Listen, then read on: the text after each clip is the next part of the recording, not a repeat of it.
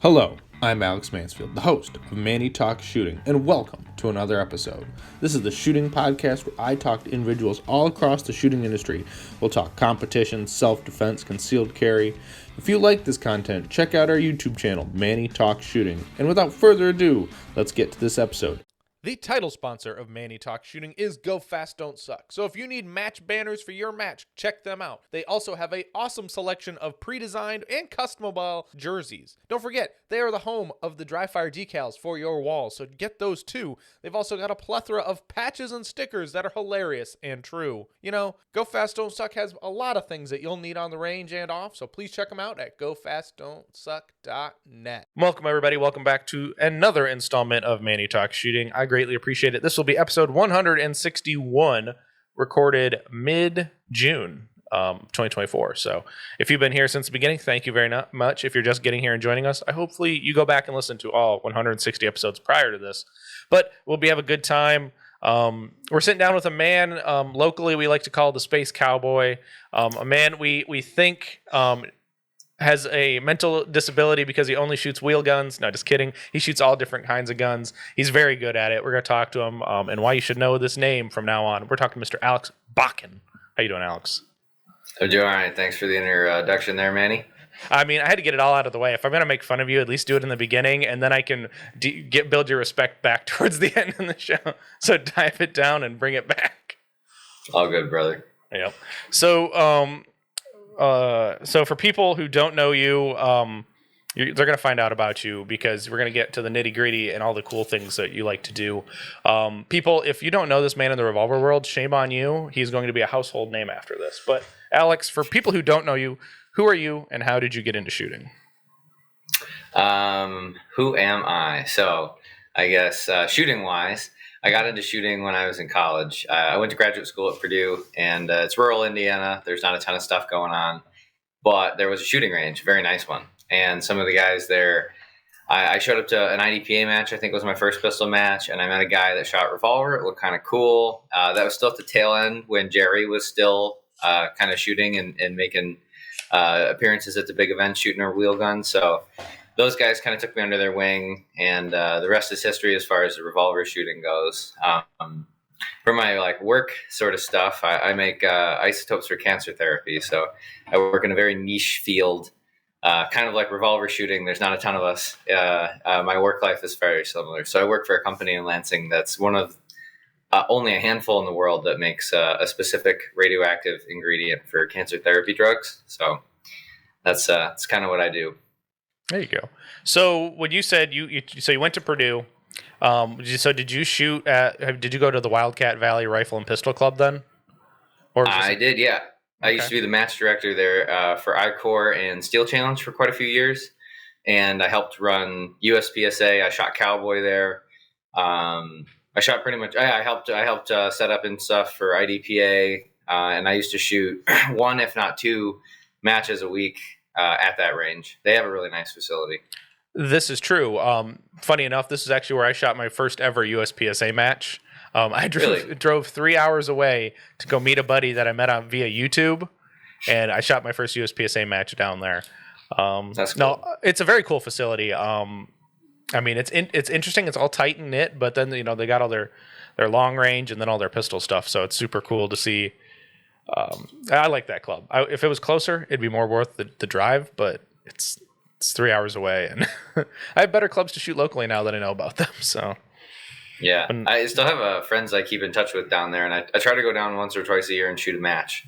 So I didn't make it earlier this year. They hosted an I-Corps regional. I unfortunately couldn't go that day, but I am planning to head down there at least once this year and shoot an I-Corps match with the boys. Oh, there you go. You got to take your wheel gun and whoop them, make them feel bad?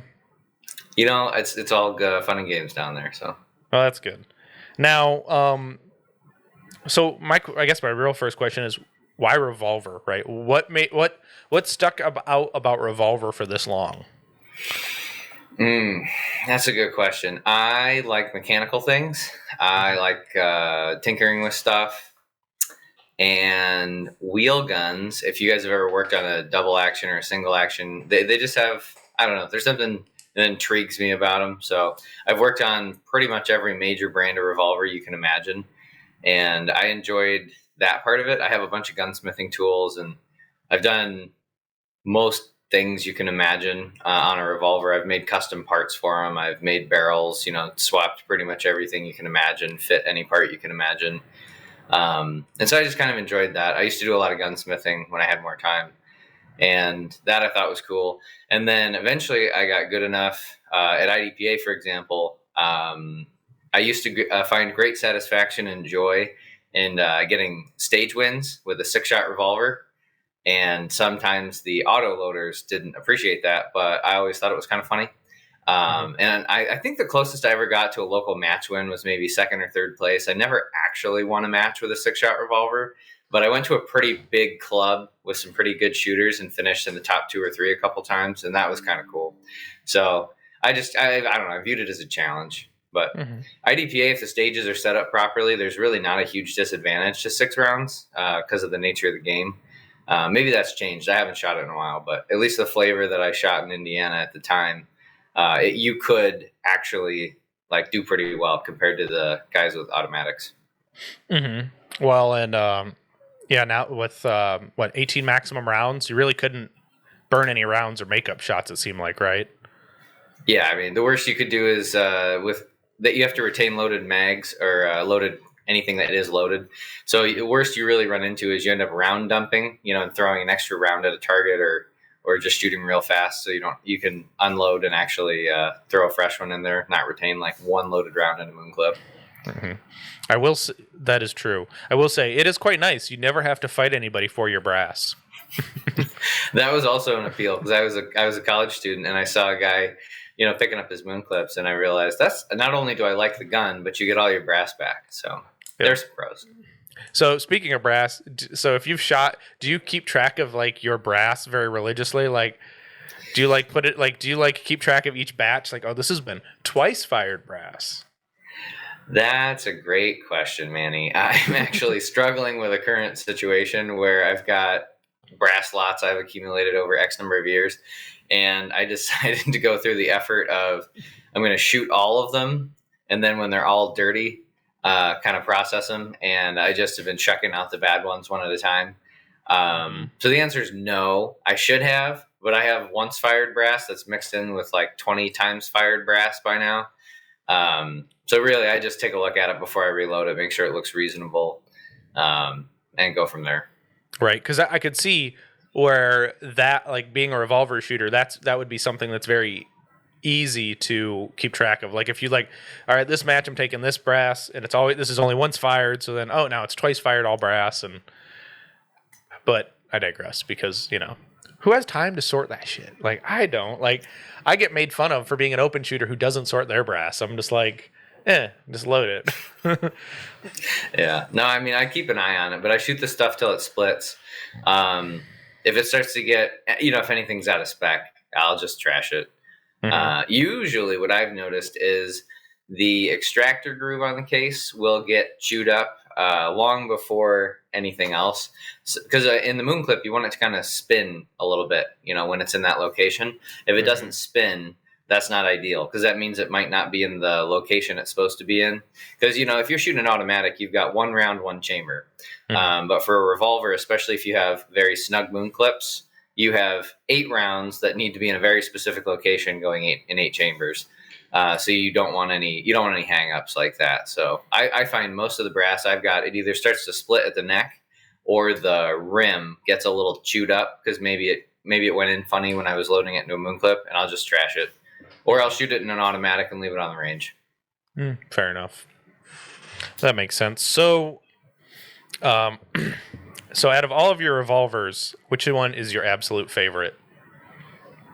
Ooh, not a competition gun. It is. I have a custom single action Army that's fully engraved, and it's pretty legit. I got it for myself as a present for graduating after 10 years because I did a bachelor's, master's, PhD straight through, and it was a kind of a celebration gift to myself after 10 years in school. So that thing's pretty legit. I'll have to give you a mug shot of it. It's pretty slick gun. It's a dual cylinder, 45 Colt, 45 ACP. It is very nice. How many times have you actually shot in the thing? Oh, a lot. I'm not a safe queen kind of guy, so I have a holster for that, and it goes in a holster, and people might be like, but I don't care. It's my gun. If the bluing wears off, I don't really care. It's okay. You can reblue it, or send it to Chris. Chris will reblue it. Yeah, no, that one's pretty sweet though. I like that gun a lot. That's pretty cool. So, out of out of any gun, you probably talk more about revolvers. But what's your favorite caliber to shoot then? I like the 50 cals personally, just because they're kind of oddball cartridges. For like high volume stuff, 45 Colt, because you can load. I've got guns, that you can shoot like a 250 grain bullet at 700 feet per second out of them, or you can also shoot a 400 grain bullet at 1300 feet per second out of them. 45 Colt is probably my favorite all around cartridge. But for competition, I like 38 short Colt and 9mm. Like those for competition guns. Those are my cartridges. Right, and I'm assuming the 38 short Colt, is that only a 6-shot gun, or can you get that into an 8-shot cylinder? So that is essentially a 9mm length 38 special, and any revolver you purchase in 357 Magnum or 38 special, you can run short Colt in. So a lot of folks will do like a 6-shot moon clipped 38. If they're gonna run a gun like that, they'll run 38 short Colt. Some people who shoot speed loaders will dabble with that, but those folks, I think the true play there is actually long Colt, which some of our viewers may need to look up. Short Colt is 9mm length. Long Colt is a decent amount longer, and then you get special, Magnum, and then maximum. And those are all kind of the same cartridge. They just have a different overall length. Right, so if you used a long Colt, is it probably easier to help initiate the reload out of a moon clip? Or is that going to be a speed loader? Yeah, long Colt you want for the speed loaders, because if you get too short in a speed loader, sometimes some weird stuff can happen. So that's why, like, some of the guys that are really particular about their rounds will use long Colt with speed loaders. Pretty much everybody that uses moon clips uses a short Colt, because you want it to go in fast and you want it to come out fast. So gotcha. Shorter the cartridges, there's just less that can go wrong. Right, and with the speed loader, the longer it is, the easier to align all the chambers, I'm assuming. Yeah, you want those things actually in the cylinder before it pops, and then the spring lets go and everything does the fireworks. So, Gotcha. Yeah, I have a lot of respect for guys that shoot speed loaders all the time. It's not an easy feat. Yeah, it's definitely and then you're just like every other automatic. You got to pick up your brass and your spent rounds. Exactly. But that's pretty cool. Yeah, I was surprised by that. Well, I guess I wasn't completely surprised, but I was surprised. So, I'm actually, it's kind of interesting. I have a 357 Magnum. We've talked about this before. The 357 Magnum Dan Wesson that I have. Yeah. I mean, I hate the cylinder release on it, by the way, but it's a cool gun. Well, it's a deer revolver. It's got a scope on it. Like it's super weird. But they make nice guns though. Oh yeah, the gun is really nice. I don't think the gun's hardly been fired at all, if any, and because I got it from my uncle who passed a couple years ago. But I'm kind of sad because it had a 44 Magnum twin that my aunt kept. I was like, oh darn it, that would have been cool to have that in the collection. But it's all well and ends well. But so you finally got out of school. You left Purdue, then you moved back up here, or did you go somewhere else before coming back? Yeah, I moved up here. I actually never thought I would move back to Michigan. I graduated high school in Southwest Michigan and then went to Indiana for 10 years. And Michigan wasn't even on my radar. So it was just a total happenstance. There was a company that came down to visit when I was in school and happened to be looking to hire someone with a very specific set of skills. And like I said, I'm kind of in a niche industry, and that overlapped with what I was doing. So I moved up here in 2017, and I've been here since. So no plans to leave at this time. Yep. That's cool. So you survived being Purdue's the Boilermakers? Yes. So indeed. how many? So we're gonna go back to college time. Did you actually partake in plenty of Boilermakers? Oh, yeah, I absolutely. I was no stranger to an alcoholic beverage while I was doing 10 years in school. Yeah. Well, did you at least come home during the summer, I'm assuming, or did you just stay down? You have like an apartment or something off campus and stayed down there for 10 years? I lived down there. Yeah, I bought. So my parents actually lived overseas at the time. Oh. So if I went to visit them, They lived over in England They lived there long enough they had to become citizens actually. So like dual citizens. So I'd go visit them, but for the most part, I lived there, and then I ended up buying a house. I mean, I was there long enough; it made sense. So I bought a house, kind of outside in like the normal area in Lafayette, which is not where a lot of students are. And I lived there for the last 4 or 5 years of school. Yeah. And that's not a bad area either. That's a pretty good area to be living in anyway. All the old people live over there. I got spoiled because the cost of living in Indiana is super low. It was actually pretty nice. So, yeah, I wish that was the case here. Second that. Yes. So you came back to Lansing in 2017. What made you decide to, besides the distance to the range, what made you choose to start shooting at Oak Hill? That was an easy question. I put out a feeler on the internet and I said, hey, I like to shoot wheel guns. I like to shoot action pistol type stuff. I like to shoot big bore. I just kind of, said, I've never been to any of the ranges in this part of Michigan. What would you recommend? And now a good friend of mine, Chris Vasilian, hit me up and he said, Oak Hill Gun Club is the place that you want to become a member. And he offered to come out and meet me. I mean, it was probably 5-10 degrees outside in January, in the middle of winter. And he came out, we shot some guns together. I'd pull my revolver out and rip 8 rounds at a target and then kind of warm up my hands. And then he'd shoot his 1911, warm up his hands. So we met each other. He signed me up and the rest is history. Oak Hill is sweet because now we've got, I don't even know how many bays we have now. Manny, how many are there now that we added the 3 big ones? Are there 11?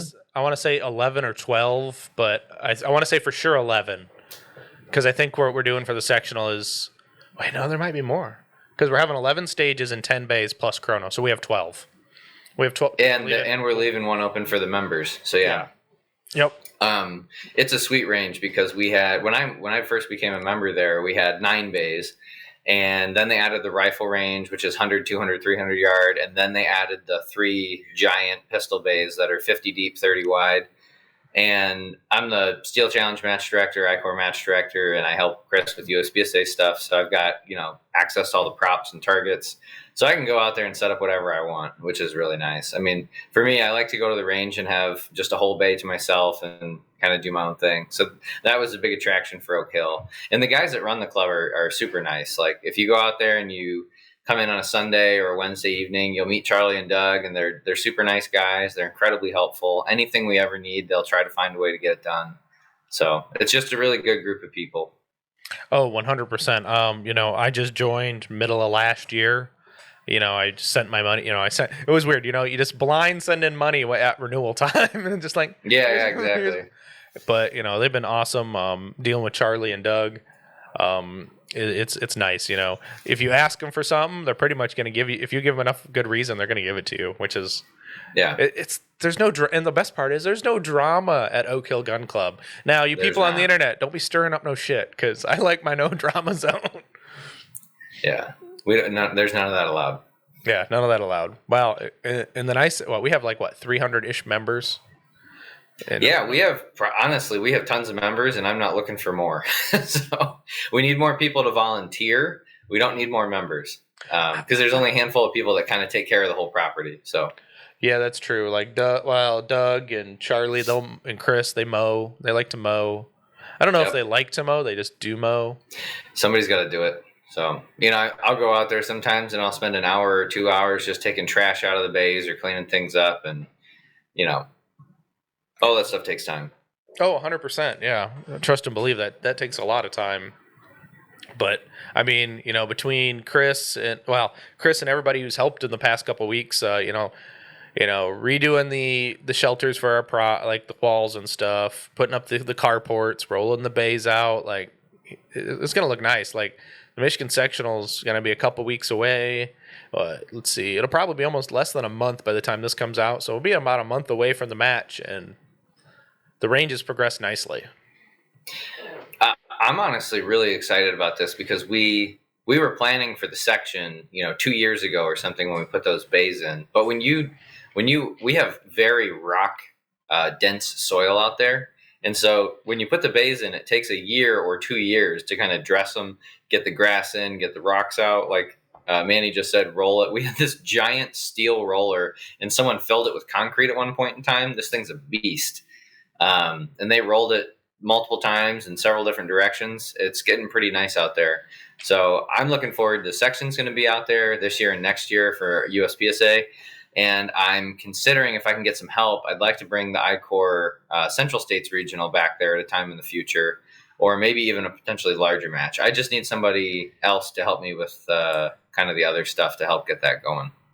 So, okay. So fair enough. So I want to come back to that. I want to come back to that I-Corps thing in a second. But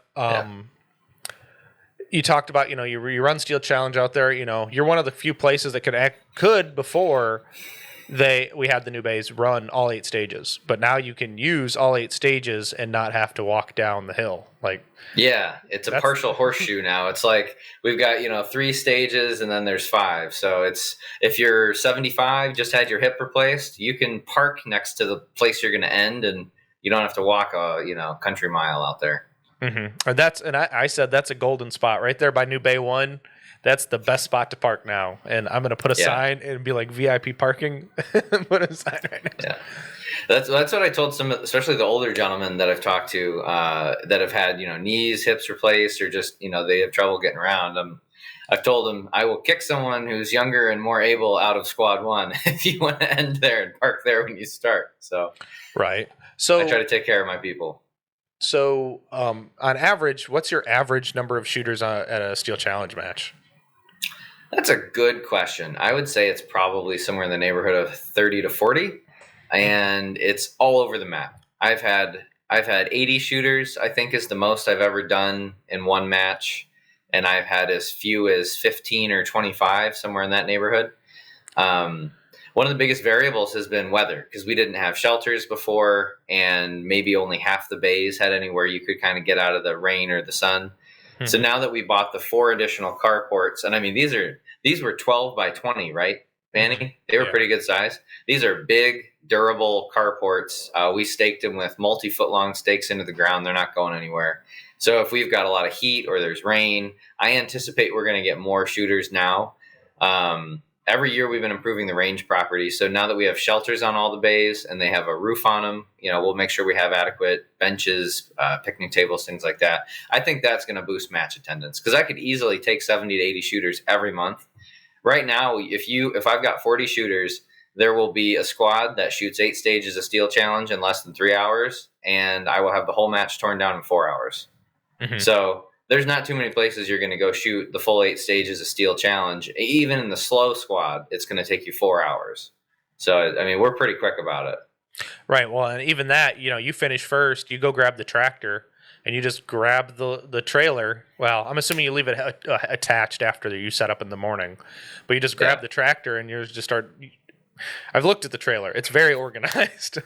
Well, yours truly, yeah. There was a winter that... I can't remember who organized it with me at the time, but we took everything off of it and took a couple dimensions and measurements, and we realized all of it fits on if you put it on this way. So we've gotten down to a pretty efficient setup crew. I show up at about 7 in the morning, and I like the main setup crew to be there by 7:30. By 8:15, we're doing registration, and we are always shooting by 9. Even one time when I had one person who showed up for setup, I think we were still shooting by 2-3 minutes after 9 when I was kind of pressed for time. So we try to be quick about it. So you'll be on the road by noon. If you're on a quick squad and we don't have a ton of people, you'll be on the road by noon. If we've got a full match, it's probably 1 o'clock or a little bit later,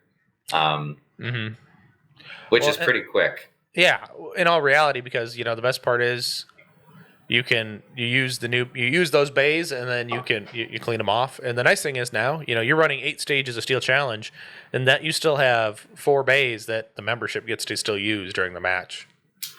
Yeah, there's some of them are still 25, 30 yards deep, so it's not like they've kind of got the short end of the stick. Oh yeah, they're desirable bays. They're not like yeah. You can go set up in there and actually shoot and move and do some fun stuff. So, 100%. So I'll go back to this I-Corps thing. So you said you were hoping in the future to bring back the I-Corps, what'd you say, Central Regional or? yeah, Central Region is essentially like Wisconsin, Illinois, Indiana, Michigan. That part of the country is the I-Corps Central Region, and probably the best club to host it is Wildcat. But in the past, there have been a little bit of hesitation to hold the match because doing a regional that you're expected to do the prize table. There's a lot of effort that goes into that if you're hosting a higher level event. I did one regional at Oak Hill in 2019, I believe, right before COVID, and I struggled to get 30 shooters because that match, no one had hosted it for years. It used to have really good attendance back in the early 2010s, but then it kind of fell off the calendar. There wasn't a big club rolling it, so I did what I could. I got I think it was about $8,000 on the prize table for a 30 shooter match. I mean, I worked pretty hard for that, and we hosted. We had people come down from Canada. We had people come in from several states outside the region. It was kind of cool, but it was a lot of work. That was the first time I ran a level 2 match, and I learned a ton. Just the logistical things, feeding people, lining up sponsorship, trying to figure all that out. That was non-trivial. And we had never taken digital payment as a club before, so I had to get Stripe and Practice Score integration set up. Which thankfully we figured that out because now Chris is using it for the section match, and I've used it. I hosted a level 2 steel challenge match a while back. Did the same for that, which it was nice.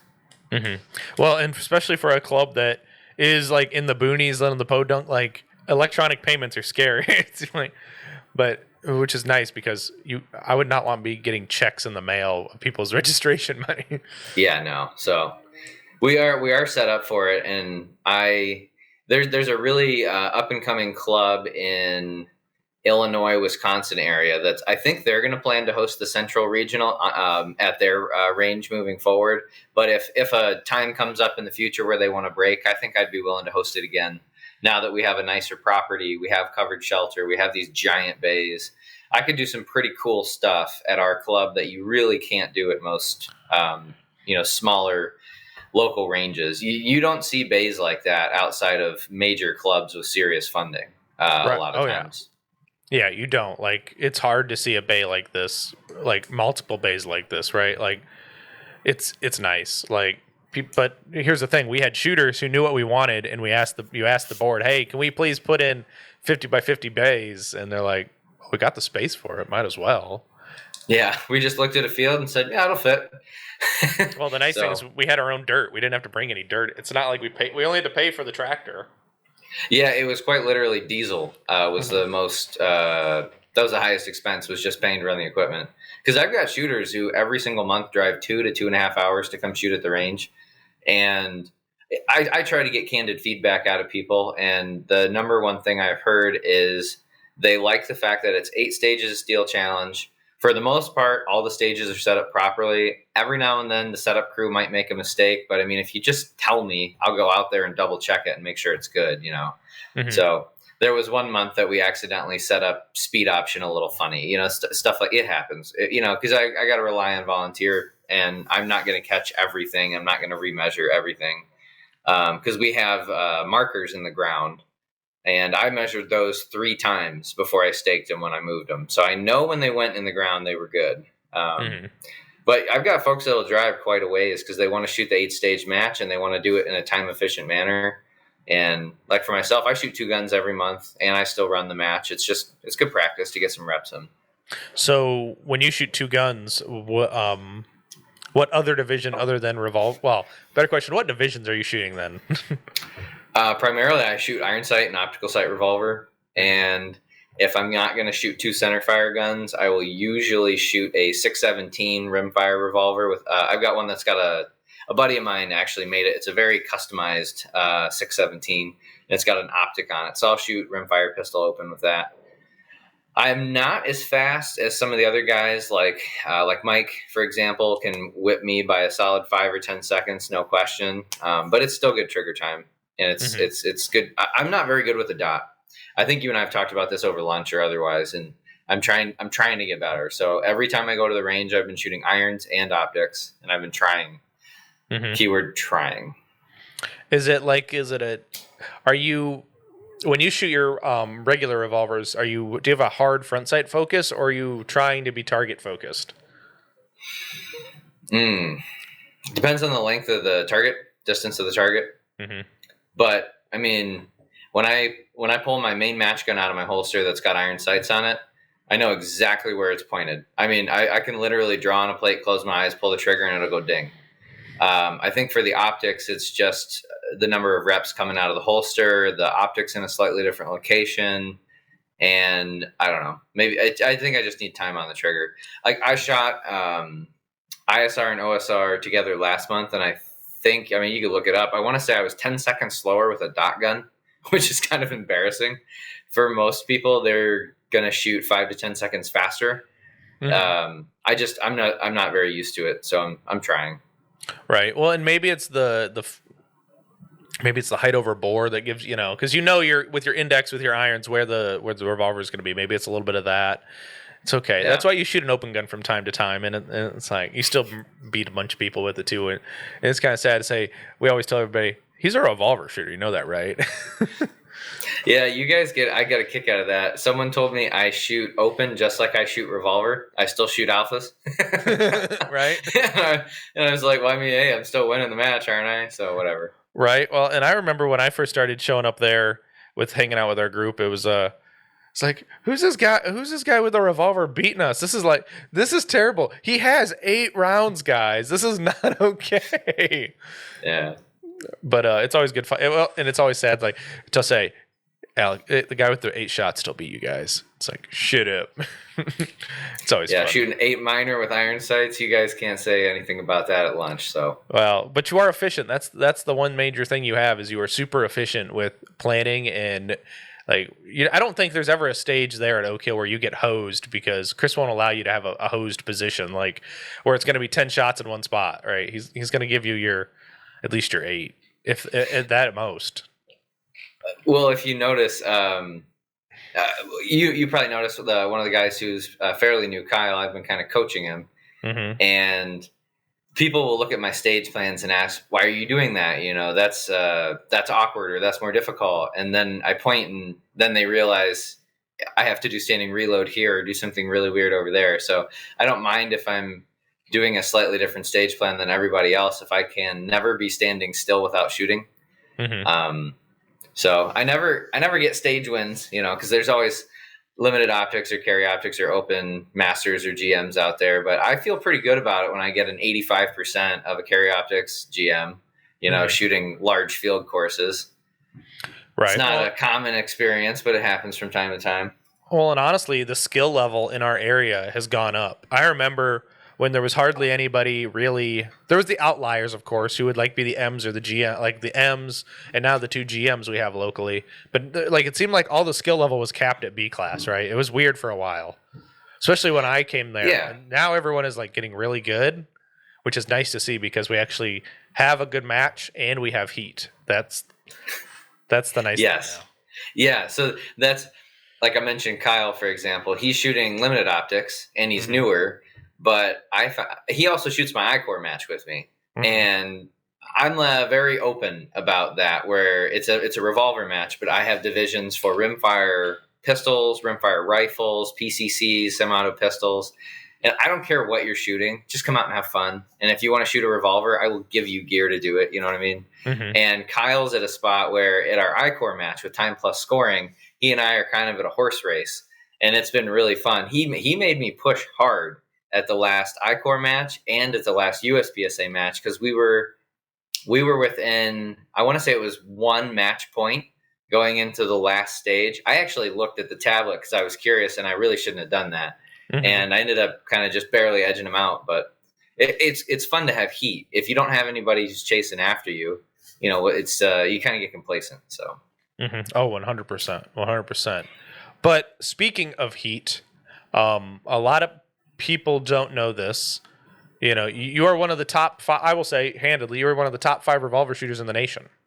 And people probably have never heard it. I mean, unless you're seriously deep into the USPSA weeds, right?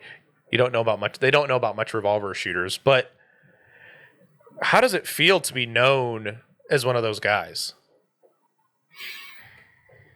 I don't know. That's a little weird, actually, because I recently did my first video podcast with one of the other Revo guys I know, and I had never really thought about that until someone like somebody said something about that. And they said, "Oh, well, Alex, like he's fast," and I was always thinking, "Well, no, Richie's fast, or Mike's fast, or Josh is fast," and then eventually I started kind of catching up to those guys. It feels a little weird, but at the same token, I can look back and I've consistently done better every year since I started shooting. And one of these days, I'd like to win USPSA Nationals. I just need to put in the time and effort to have the skill to do so. Well, and you put in the work. You're always on the range. You at least get one practice session a week. You're out there on the range. I would like to think. Right now, I'm trying to be better about that. So I've been trying to shoot. Been trying to shoot once a week. And I haven't dry fired this year, but I recently thought about doing it. And so I think maybe tomorrow's the day. But I need to get a gun in my hand. I'd like to get a gun in my hand every day, then get reps out of the holster, practice reload. Like you were saying, practice the index with the dot and the iron. I'd like to get to a spot where I'm at least dry firing a couple minutes a day. And then if I couple that in with range practice, hopefully I can pick up the pace. I'm planning to go to World Shoot as long as I qualify next year.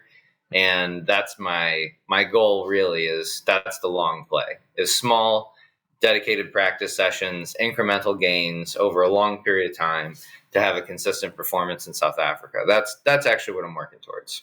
Right. So you shot IPSC Nationals last year. You saw Handgun Nationals this year. Well, last year. So you have to shoot Handgun Nationals this year to get your three scores in. That is correct, sir.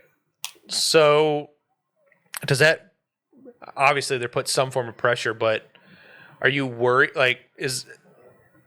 Are you worried you won't get a slot, or is it that?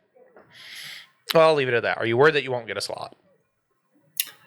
I think as long as I do well, I should qualify. I had some trouble. I had a couple of things so IPSC Nationals, I did fairly well. I think I got like 94 or 95% in that match, somewhere in that ballpark.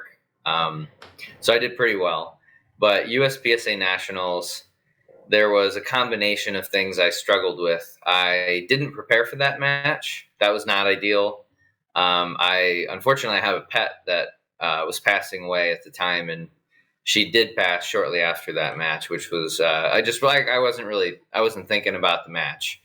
And I also had gun problems. I had a very unfortunate combination of fitment issues with a gun that had quite a few rounds through it, and I literally shot the same gun at the IRC, the biggest I-Corps match of the year, the week before, no issues. And I went to nationals and I started having problems. So that's the only time I've ever had to switch to a backup gun at a major match. That cost me at least one place in the match because I yanked two shots, one into a no shoot. So I ended up getting a Mike no shoot. And I think I yanked another one either into like a D or a Mike. I mean, I lost some serious points because my cylinder got stuck and I essentially just had to rip it through. Not ideal. But I learned a thing or two about, preventative maintenance and gun fitment. But I think compared to the other guys, as long as I show up and do well at nationals, I should be able to qualify from points. And then there's also, the folks who actually want to go or planning to go, that sort of stuff. Right. So, it's, you've got these two matches, you've got to get the third one. Pretty much only one person in contention for the World Shoot actually shot IPSC Nationals this year, which gives him a nice swing on points for that. You talking about Jay? Yes, the guy closest to. Is he the closest other revolver shooter geographically? To me, like top Revo shooter? Yeah. In our area geographically, yeah, I mean, Pittsburgh's only about 6 hours from here. So, and I'm friends with Jay. He's a super nice guy. He's a solid dude. Jay is probably the closest, let's say top 10 revolver shooter that I know in the country. He's in Pittsburgh. and most of the other guys are either out east or in the Southwest or on the West Coast. Mm-hmm. So we're kind of spread out, but there's a handful. Like McGinty's a solid shooter. He's very good. He's reliably up there in the points, shooting, between 90 and 100%. Doesn't matter what kind of match. Doesn't matter the match conditions. He's a very reliable shooter, and he's from the East Coast. Mike and Rich are from out west. Again, those guys. I mean, they're probably. If I'm just going to say like out flat out, they're probably the top two right now. And then Josh Lentz, he kind of retired from shooting, but he was the alpha machine. He was if you want a guy to show up and shoot, second place every single time, he was very consistent, punching alphas constantly. He's the kind of guy you want at World Shoot because he's absolutely a monster with consistency. So I guess I'm trying to fill that slot maybe is, I guess, where it comes. Right. So have you started looking at preparations to go to the world? Like if you make the team, have you started thinking about making preparations to travel and, and all that? We need to get that squared away as a team, to get just get everything squared away. Like I've got friends and family that have traveled with firearms and ammunition to Africa several times. And so like I kind of understand what that picture looks like. But if you're going to send a bunch of ammo as a team, we should probably coordinate that, ship it in bulk, make sure we're not paying insane amounts of money and make sure we have places to keep our stuff, things like that. So those are the logistics. There's also, Mike's probably going to end up being our like team captain, if you want to think about it that way. He's the top dog in USPSA, IPSC stuff. Mm-hmm. And I think some of the guys might even be taking a field trip early, just to go through the motions of taking a gun, traveling, flying, checking out the area. There's a few folks that have talked about doing that sometime this year and taking a vacation out there just to kind of get some practice going through the motions, so to speak, with the paperwork and getting things in and out of country. Right. Well, that makes sense. Do a test run so you have everything squared away. Yeah. So, the International Revolver Championship, it's right, international, I'm assuming. Yeah, the IRC. So the IRC, it looks a little bit like USPSA, but it's a time plus sport, or it's time. Well, in ICOR, it's time plus. Do you feel that should be recognized in deciding a little bit about who goes to the World Shoot? Thank you for watching another episode of Manny Talks Shooting. I greatly appreciate it, and if you could do me a favor, please go patronize our sponsors here when you are available. We've got Hunters HD Gold, Go Fast Don't Suck, Outdoor Dynamics, Make Stuff Better, Range Panda, Southern Bobby Q, Laugh and Load, Summit City Bullets, 2 Alpha Apparel, and Tom Castro Shoot Academy. Now let's get back to this episode. Yes and no. That's kind of a loaded question. Okay. So I think it depends on the division and who shows up at a given year, because if you Classic is a good example. There's 4 divisions. We shoot open, limited, limited 6, and classic. Classic is kind of looks mostly like a stock gun, might have aftermarket sights and grips, and it shoots speed loaders. It's, most of the time people are shooting 6-shot 38s. Limited 6 is anything but a dot and a compensator, and it just has to have 6 rounds. So you could have like a full-blown custom gun. I mean, it could be a very high-end, like super accurate gun as long as it's got 6 rounds. Limited, same deal, but quite literally it's just any number of rounds. And then open is anything goes. If you want a 10-shot 32 Magnum, send it. Most people are shooting 8-shot 9mm or 38s, but open is literally open.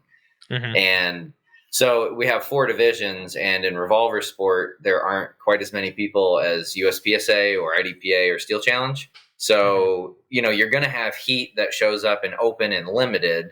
You're probably also going to have some heat in limited 6, but our top classic shooter was Josh Lentz. He was an absolute monster. Probably the best classic shooter I've ever seen in my life. I mean, I've seen him absolutely decimate with a 6-shot speed loader gun. He's downright impressive. So you could go and right now, I mean, you don't have to be a top shooter and you could win classic.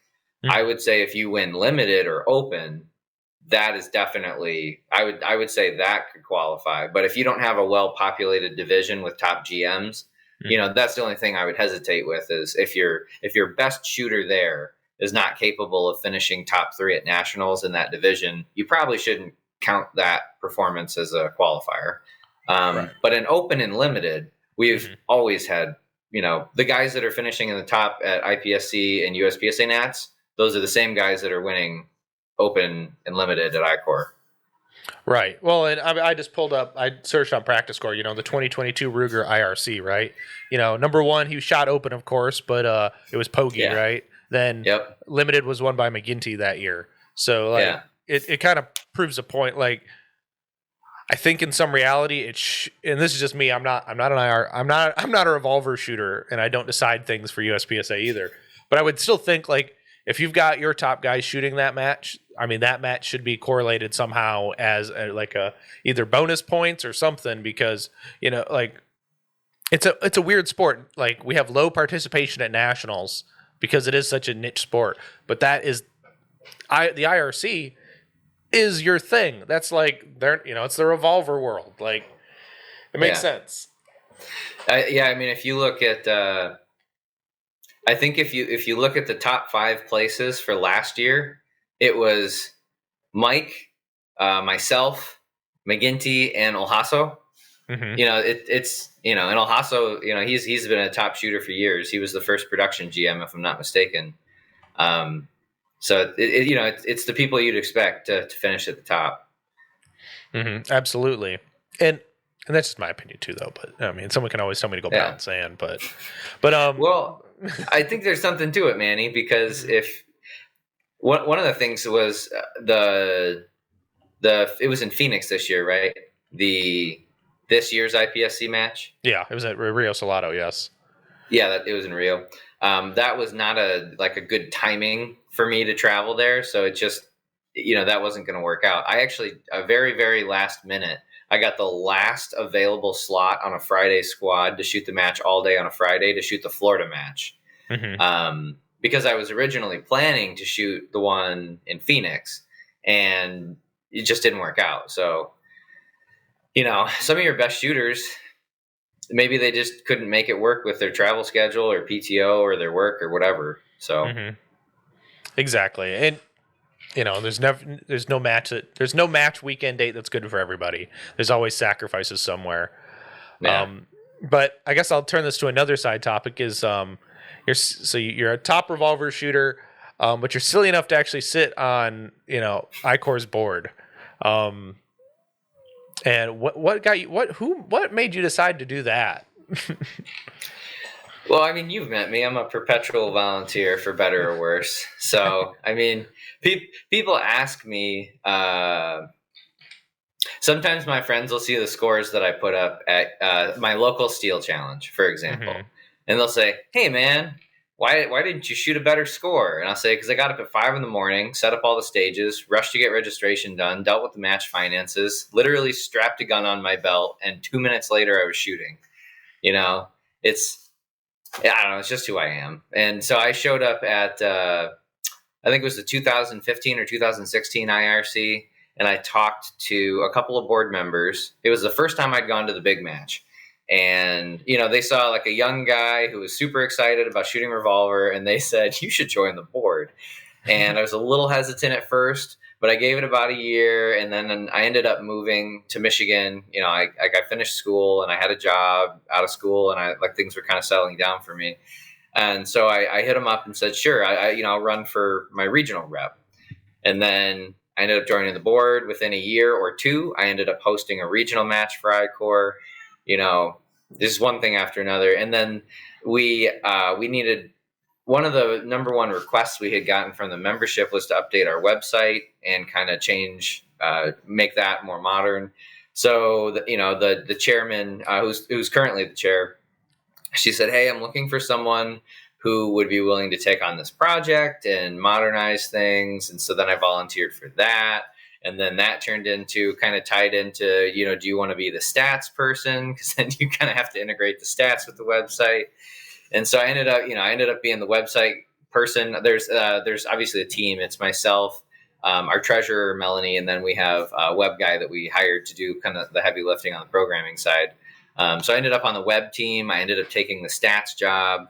And then this cycle, we have a very eager central region rep. So I've kind of said that I'm going to let him take that one over. He's very very excited, very enthusiastic. I think he's a good person for the job.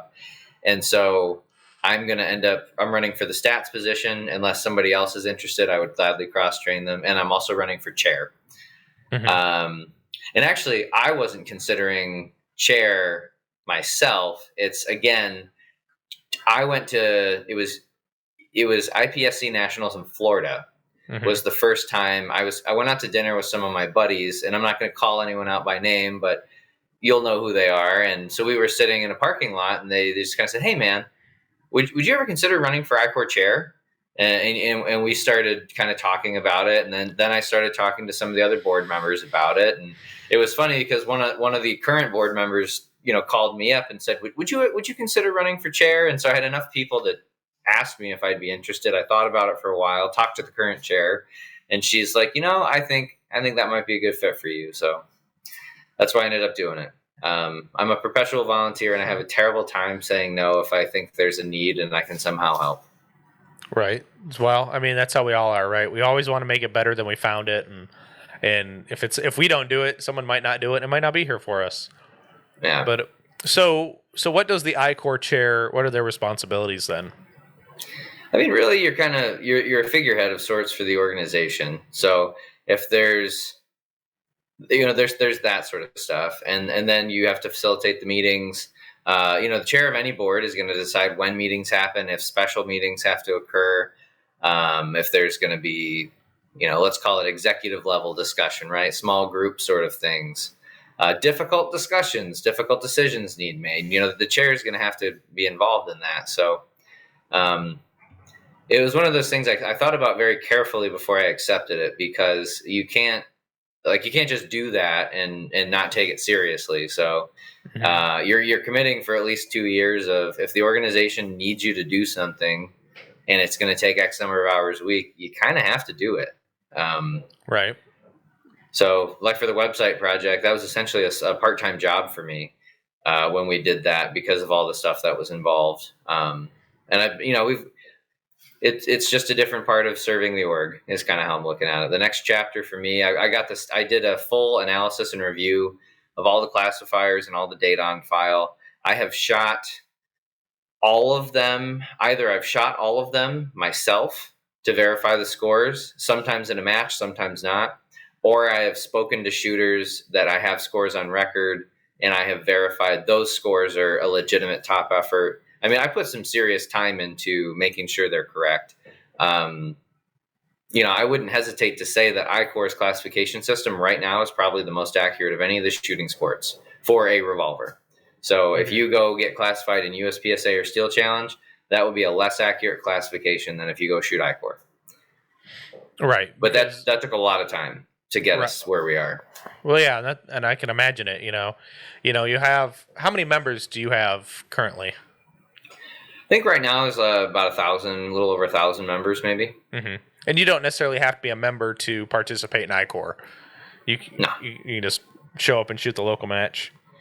Yeah, I believe we have to be I-Corps members if you shoot a regional or higher level event. So if you go shoot a regional or the IRC, those are the events we normally host.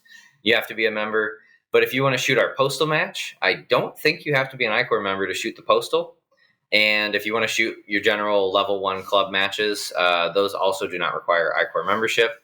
The one thing that is required, if you want your classifier scores uploaded and you want those to count and you want to earn a classification, you obviously have to be a member. So, and I think we're the cheapest of any organization. If you look it up, it's like $30 a year. It's very minimal. What does USPSA charge for an annual right now for comparison? I'll pull it up right now. I think it's $65 now for a year. Yeah, I mean, I know that when we did ours for I-Corps, we hemmed and hawed at the board meeting about raising it just a couple dollars a year. But, we try to keep it very cost effective, and we're a nonprofit organization. So all the money we make goes right back into the sport. Yeah, well, and you have, right? Like, I mean, that's how you make it succeed, right? You got to put money somewhere, and if you don't spend it right, it doesn't your sport's not going to be around to survive without it. So, excuse me. But it's cool to see that you're giving back in more ways, and you decided to be the chair of ICOR. If I get elected. If you get elected, so you've decided. Well, when's your election then? The election's actually this month, if I'm not mistaken. So I will find out soon. I believe by the end of June. I think the new term starts in early July. Fair enough. So, if elected, which would be pretty cool, you're gonna struggle. You're not gonna struggle through that. You'll be a cakewalk. A lot less drama than any other place. But I mean, now as the chair, are you required to match direct or be heavily involved with the IRC match itself, or are you able to delegate that out? We've got a committee that's formed to handle IRCs, and that is one of the things, at least for myself, because I think your premier match of the year is a very important event. I will want to be involved in that, and I'm not going to do it all, but I want to at least be involved in it and make sure I know what's going on and what the expectations are.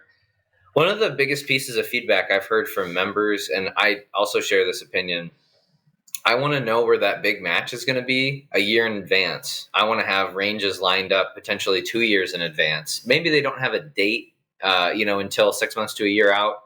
But I want to know where it's going to get hosted.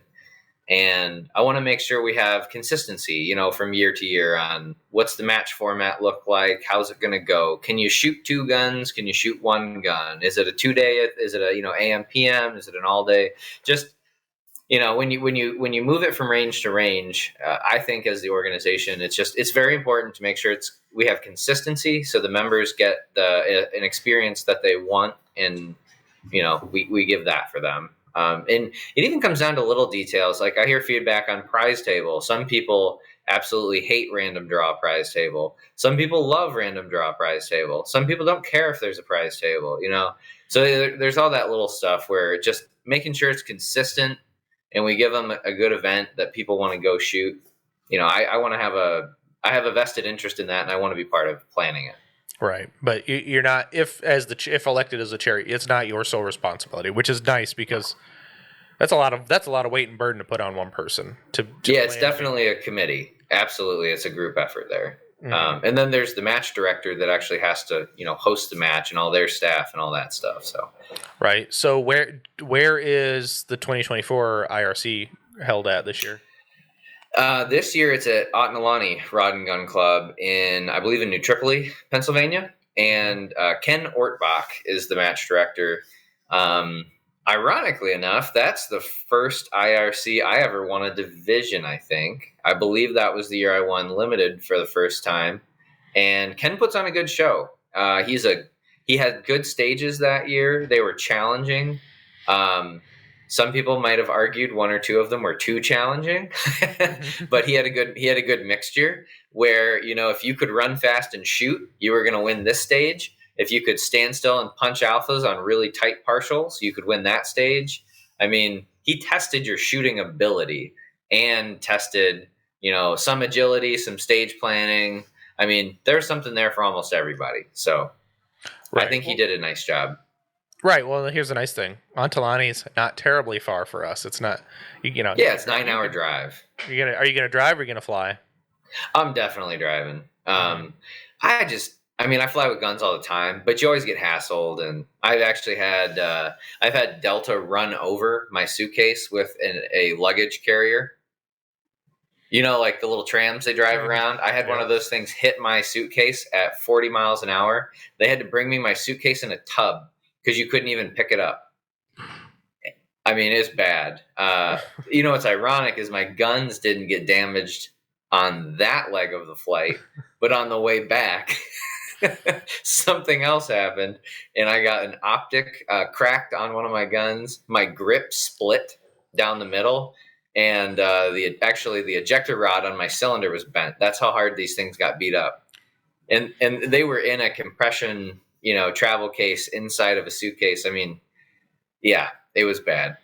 When I took it to the Delta claims office, the lady took one look at it and she said, "I know exactly how this happened." Apparently they're like 100-pound tool carrying chests that the guys who handle the luggage, they have difficulty moving them because they're so heavy, and so they kind of pick it up and body slam it, and that explained it. It was a sharp impact load, which is why it cracked, split, bent, but nothing else really seemed to get beat up. So anyway, I've had bad experiences flying, so when I can avoid it, I usually drive. Makes sense. Yeah. So did you fly to Florida, or did you drive to Florida for 2023 IPSC Nationals? I flew to Florida because I could get out of DTW. We have direct flights, so that was kind of a no-brainer. Mm-hmm. But yeah, that has got to be nice. Not terribly far from Detroit. Oh, Detroit, Deride, I call it. But it's not as bad as Chicago, I guess. But besides the point, that's nice. So you flew. So we've got Michigan section coming up here at the end of July. When is the IRC? Is it like August or later? I think IRC is the third weekend in October, if I'm not mistaken. Oh, so it's a little bit. It's later in the season. Because I want to say when they did the calendar, we've got Iron Sight Nationals in mid-September, and then approximately a month later is the IRC. Okay. Now, are you worried about being a little bit colder in Pennsylvania that time of year? I mean, we shoot in Michigan, so we do. Yeah, I would prefer that myself over a summer match. Right. Because I've been in 100-degree heat in Talladega and I'm dying. Right. I'd rather shoot 40 degrees. But I mean, if you look at USPSA Nationals last fall, that was cold, raining. I mean, the weather was actually pretty terrible. It was like 40 degrees and raining. Well, I did coin the phrase of Winter Handgun Nationals. Yeah. Well, so speaking of that, you asked about Revolver being one of the more, I guess it's a lower participation division than some of the others. Did you see the signups for handgun nats? There's like an overwhelming majority of people are shooting limited optics, it looks like. Well, yeah. Well, and I'm betting it's a lot of people who shoot carry optics who are like, oh, I can shoot limited optics with my carry optics gun, and which is nice. I mean, we filled the match, but now did all of the top heat and Revolver get into the match? I'm not sure actually. I haven't looked at squatting. I checked the other day and saw that we had even some of the core divisions, limited or like your popular divisions. I was surprised they had so few entries. And then limited optics was massive. It was over 200 entries or something like that. Mm-hmm. Come on, let's see. Come on.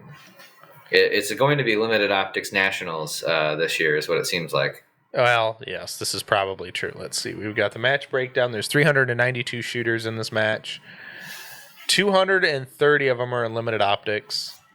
Hey, they have 5 people in limited 10. That's way better than last year. That was way. You have 15. Ridiculous. You have 15 in Revolver. Okay. Normally we get about 30 that shoot nationals, so maybe a couple haven't signed up yet. Or is the match actually full? No, there's still registration slots available. Okay. So let's see. Yeah, there's plenty of slots there's slots in AM. There's no slots in PM, like the PM AM PM flight. There's no slots for that, but yes, there are definitely slots for the morning flight, starting in the morning, I should say, because. But the nice thing is, if you wanted to drive from Talladega, now, do you fly or drive to Talladega? I've done both. And I think this time I'm going to drive because my family, my parents are both retired now, and they've got a place down in Mississippi, which is just a couple hours from Talladega. So I think I'll probably drive down, and then they'll drive over and we'll hang out, and they'll stay with we'll probably rent a house or something, hang out for the week. Gotcha. That makes sense. But especially since, you don't have to make that whole leg of the trip by yourself, right? Or the whole stint. Like that's rough because you live farther north than I do, and it's still a long drive from my house to Talladega. I can't remember how long it was, but it was about a 2,100 mile road trip. Last time I did it, I drove in 2022. I drove, and I did a 2,100 mile loop. I think I drove to Mississippi, hang out with my parents for a little while. I shot the Mississippi Classic, and then the next weekend I shot Nationals, and then drove home. So I don't That's have that much PTO this time, but yeah, it was about a 2-week vacation and it was pretty good. Yeah, I mean, what's not to love? You get to go shoot guns, right? Yeah, we shot all kinds of guns. When I was hanging out at my dad's place, I shot a full auto Uzi while I was warming up for nationals. That was pretty fun. Yeah, one of his buddies had one. Yeah, that is pretty cool. And your dad's just so chill too. Like He's very laid back. Yeah. nothing wrong with that. We need more laid back people. We don't need more uptight Yeah, people. when we travel together, I do all the talking. Is he a good passenger then? Does he fall asleep? Oh no, we've done road trips together. He's good to drive with, but he likes to joke. I've never met a stranger. I think you and I both talk quite a bit, and so when I travel, I mean, I'll strike up a conversation with anybody and start chatting with them.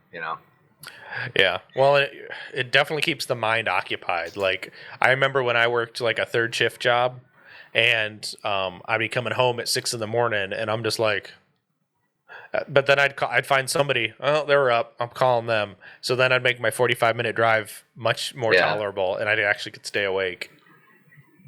Do you still work nights? No, right now? I work day shifts now. So cool. yeah, no, that's had to have been. I've been here almost 8 years, so that probably was at least 10 years ago when I had to. And it wasn't that I had to do. I was not on permanently on night shifts. It was the occasional night shift. So it was always like my body's out of whack. Yeah. The worst part always would be is you have the next day off, so you spend your whole day off sleeping. And it's like, thanks guys, thanks. Yeah, no, it's like I mentioned, I work at a small company that's kind of in a niche field, and we just put a production line in the last year or year and a half. We've kind of been struggling through opening that facility. And so I've routinely spent multiple days either I'm at work sleeping, and like I could start at 5 a.m. one day and 2 p.m. the next. It's all over the map. So I get that. Mm-hmm. Well, and I'll have to bust your chops, but it's always about the eating your lunch at 8 a.m. I do it at work too. If you ask anybody I work with, they'll tell you there's a tub of pizza in my hand, and it could be 7 a.m., 8 a.m., 9 a.m. I don't know, man. I'm always hungry. I'm a natural born fat kid. We need to find a way to make a Tupperware that you have to set the time on it, and it won't open until that time. Yeah. But you got a PhD. You'll figure out a way to break it. I'll break in. And I'll be get like, in. I'm getting my pizza. Yeah. No, honestly, I joke about that sometimes. But if I don't exercise enough, I used to weigh a lot more, and so if I don't exercise enough, I will gain weight because I'm always hungry. We just need to get you some steel challenge, like the big steel challenge plates, and just leave them so you can just have to always pick them up and move them around so you get some exercise in. I will say, I hate carrying those. I hate big poppers. I hate big steel challenge plates. They're heavy.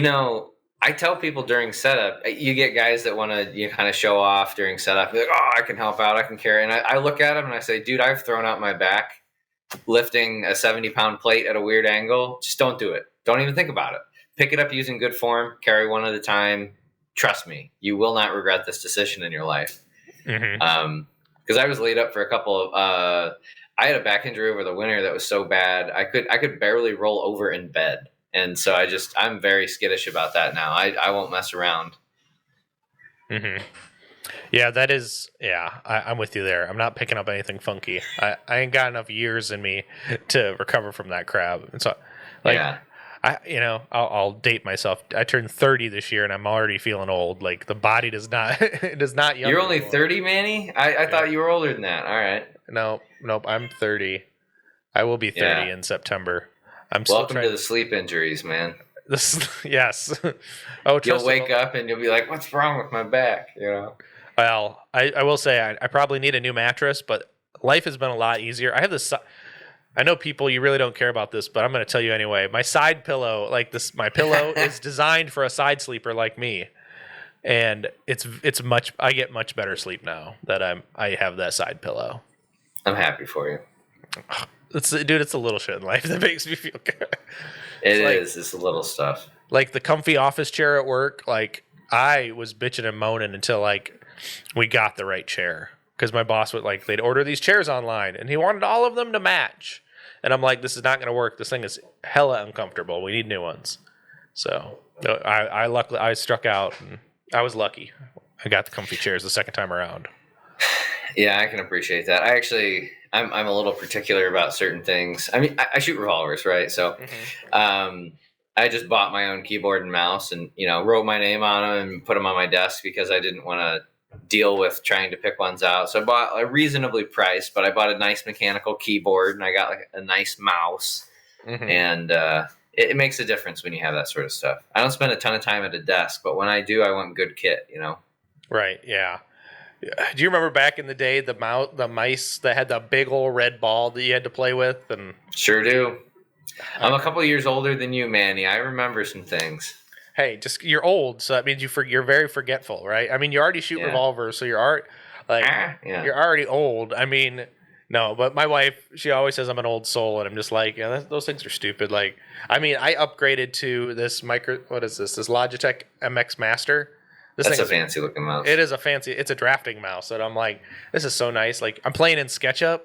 Oh my lord, like, game changer of a mouse to play in SketchUp. Because you don't have to drag there's less dragging and shit. Like, because you can just use little scroll wheels. Such a convenience, but it's so worth it. I mean, it's $100 mouse, but you use it all the time apparently. 160 plus episodes. Well, no, this is pretty new. I mean, where's my other mouse? It's somewhere in a drawer over there, but it's a piece of shit, and it drove me nuts. But it doesn't help when you're designing on you have to go into like SketchUp and you're zooming in, you got to zoom back out, you got to move a bunch of shit. How much time have you actually spent in SketchUp? I would say the majority of it is when we're at the range and I'm looking at the layout for the stage we're setting up. I haven't really built much in SketchUp. Chris does most of the stage design, and I'll give him ideas or things I want to try. But normally, if I give him stages, I have not used SketchUp myself, so I'll use it to look at stages, but I haven't really designed anything in it. Right. Well, and you're quite happy because they build the USPSA match, and then it's cool. I'll just hang my iCore targets up, and it'll be great. And that's actually a funny, interesting topic because ask anybody who comes to shoot my iCore match, target placement, or just little variations here or there, or time plus scoring, hard shoots, like hard cover, no shoot, that sort of stuff. It makes a big difference. Somebody actually said, "Oh man, I don't know. I don't want to shoot the same match 2 days in a row." But I asked, so Kyle, that I told you I've been trying to help him get up there in the stats. Ask him next time you talk to him. But most people, it's a very different match Saturday to Sunday because the scoring's different, the target presentations are different. I usually do all the start positions are different. So, but it's nice because Chris has already laid out the stages, the boundaries, the walls, steel placement, that sort of stuff. Well, and the cool thing is too, you don't even have to hang all those targets. Whatever he decided, how many targets, you don't even have to hang you don't even have to hang that many tombstones. You can be like, okay, it'll be a 7 target stage, even though it might be a 14 stand stage. Yeah, so we can do whatever we want. So, Yep, that is true. Well, in honesty, because you have the X. It's it's an X, a 9 and an 8, a 10-9 and an 8, or is it X-9-8? It's a 4-inch circle for the X ring, 8-inch circle. Outside that is the A zone, and then I think it's a 10-inch is the B zone, and then after that, it's either 10 or 12, can't remember. And then the rest of the target's the C zone, and you can assign bonus scoring to the X ring. If you want, you can make it -1, -2 seconds a hit. But the scoring is pretty brutal. If you get into the B zone, it's +1 second per hit. If you get to the C zone, it's +2 seconds per hit. So you learn very, very quickly. You want to be aiming for the X, accept hits in the A, and then try to stay out of that B zone. And if you go into the C zone, you're gonna have a rough day. Yeah, that would be rough. That's for sure. So, Alex, I think we're near the time limit we have for tonight, but is there anything that we haven't talked about that you want to make sure we hit? That's a valuable question. I guess one thing I'm curious, question for you, Manny. What do you think we could do to get more folks interested in Revolver? Because I know a ton of people that I talk to at the club. A lot of times it's Steel Challenge.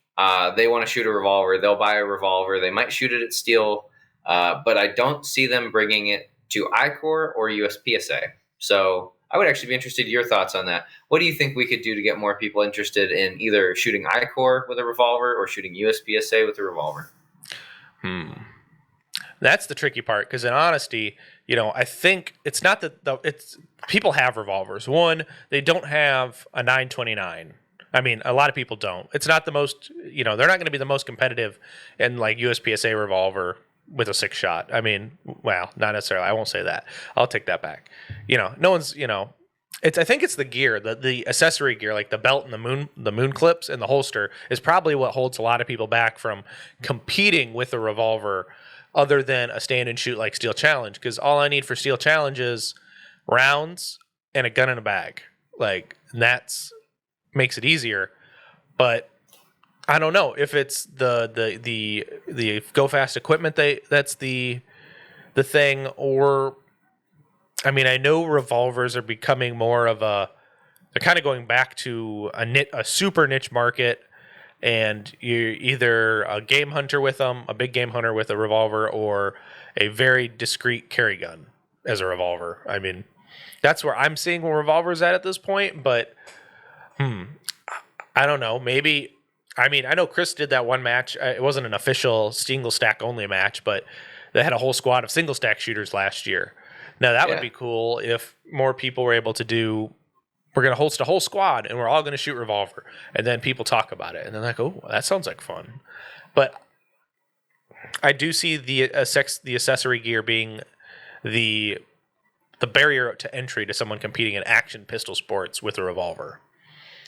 Now, so I got a question for you then, because if you look at what are the best selling guns out there, I think if you look at Colt Pythons, for example, they have sold a ton of Colt Pythons. There's a ton of Smith & Wessons out there. There's a ton of Ruger revolvers out there. Would you show up and shoot like a carry pistol match if it was you only needed 5 rounds in your gun and we set up some cool stages, so all you had to do was draw from your concealment holster and shoot? Or if you had a stage gun or something like that where kind of minimize the amount of gear required, would you come shoot a snub nose revolver or equivalent if we had hosted a match like that? Yeah, probably. I mean, the hard part then would be just making sure either you increase the match fee to cover ammo costs, because depending on what revolver's on the bay or what's provided, not everyone's going to have ammo for said revolver. I mean, unless we're lucky and they're all 9mm revolvers, but not all 9mm is created equally either, though. That is very true.